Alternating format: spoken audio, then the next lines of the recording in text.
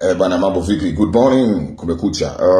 Tunafahamu kwamba vita kati ya Iran pamoja na Israel vimesimama kwa muda mara baada ya agizo la Donald Trump. Leo nataka nikupe kisa kati ya Iran na Israel katika masuala ya ujasusi, lakini kimeandikwa kwenye kitabu kitakatifu cha Kristo ambacho kinaitwa Biblia. Hichi kitabu kinaitwa Esther. Na kuna nyimbo maarufu sana ya Bahati Bukuku, Esther.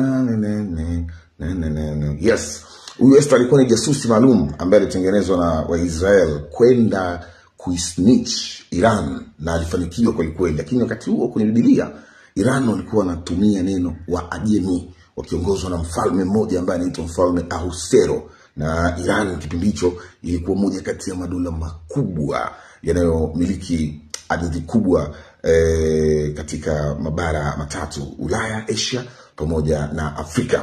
Sasa Israel mara baada ya kuona hawa Waajemi wanakuwa tishio kupitia kwa jasusi wao ambaye alikuwa mjomba wake na Esther, anaitwa Mordekai, akaamua kumpandikiza Esther ili akaolewe na mfalme wa Iran ya leo ambao ni Uajemi ya zamani. Alafu mara baada ya hapo awasaidie wana wa Israeli kutimiza misheni zao. Na Esther alikuwa bonge moja la pisi, alikuwa mrembo hivi, masha Allah. Kwa hiyo tukifanya mjomba wake Mordekai akamuandaa Esther vizuri kijasusi, alafu mara baada ya hapo akampeleka kwenye shindano la kifalme, na alimbadilisha jina Esther. Ile Esther ni jina la Kiajemi, jina la Kiiran, lakini alikuwa jina lake, mambo ya kijasusi hayo.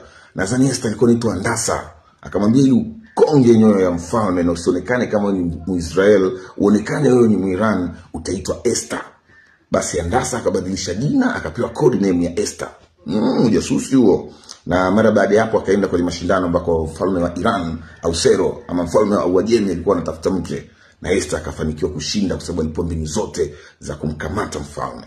Na mara baada ya hapo Waisraeli walienjoy sana misheni zote ambazo walizitaka kwa mfalme, walikuwa wanamtumia Esther, ikiwemo mission ya kumwangusha moja kati ya watu wa karibu kabisa wa mfalme alijulikana kwa jina la Amani. Hapa ndio tushozungwa na siku ujasusi umeanza kitambo kati ya Iran na Israel. Umeanza kabla hajaja hata Yesu Kristo, enzi za Handasa binti huyo Brembo, akapewa code name ya Esther, alafu akamkamata mfalme Ahasuero. Hii ni agano la kale kwenye kitabu cha Biblia takatifu kinaitwa Esther.